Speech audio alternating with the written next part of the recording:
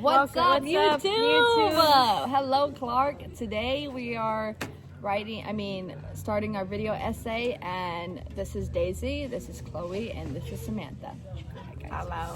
Today we are going to talk about 4 themes. The first theme is Cultural oppression and colonization. the second theme is Identity and belonging. the third theme is racism and dehumanization. And the fourth theme is, cross-cultural understanding and empathy. So we're going to start out with colonization and cultural oppression. And so basically, Dances with Wolves is the first movie we watched. And it deals with colonization of the Sioux tribe and the U.S. soldiers. So pretty much throughout the movie, Dunbar was telling the Sioux tribe that the soldiers were going to come and take their land, which kind of is relating to colonization because they're going to take their tribe over pretty much. And then the Rabbit Proof Fence movie talks more about cultural oppression because it is culturally suppressing they call them the half-caste children, which are the half indigenous children and half white children. They basically take the children into the school and learn them white ways and breed the indigenous out of them to try to eliminate the indigenous people. And overall, we think that Dances with Wolves is better in these topics because it has more emotional depth in the story. Their culture is learned over time, giving the viewer more personal understanding with them.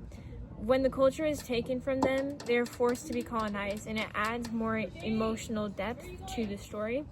In Rabbit Proof Fence, their culture was shown, but it didn't go much in depth because it followed more of their journey home rather than the cultural oppression.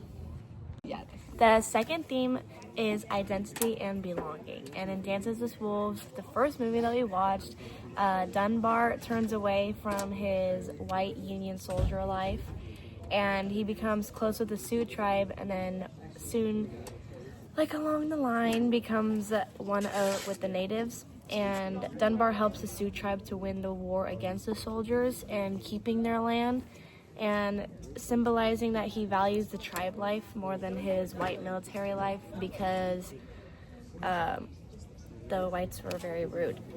In Rabbit Proof Fence, Daisy, Molly, and Gracie's journey through their family and land is a symbolic and literal quest to reclaim their identity and belonging at their home in Jigalong. And the beginning of the movie shows the girls learning to hunt with their family, which hints that they have a rooted sense of identity in the land and their traditions. And the journey itself is a powerful act of resistance against government policies aimed at breaking the connection between Indigenous children and their heritage. And Dances with Wolves takes the cake in terms of exploring identity and belonging because it provides more in-depth look at both cultures, such as the natives and the whites, and then shows the viewers how the natives lived in detail, along with showing how the Union soldiers lived as well.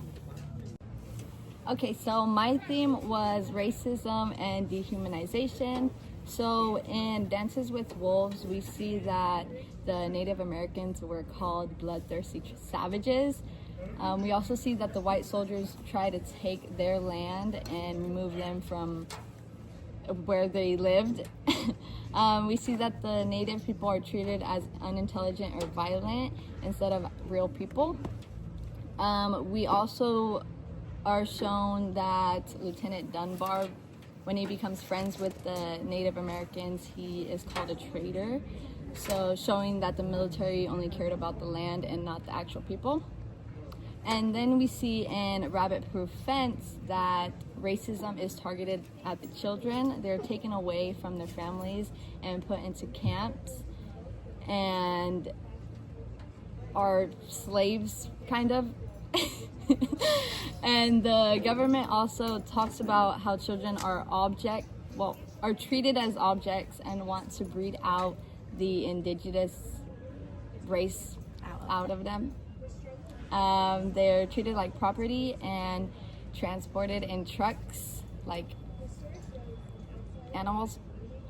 And yeah, so I believe that the theme is most shown in Rabbit Proof Fence because it's directed to children and their race.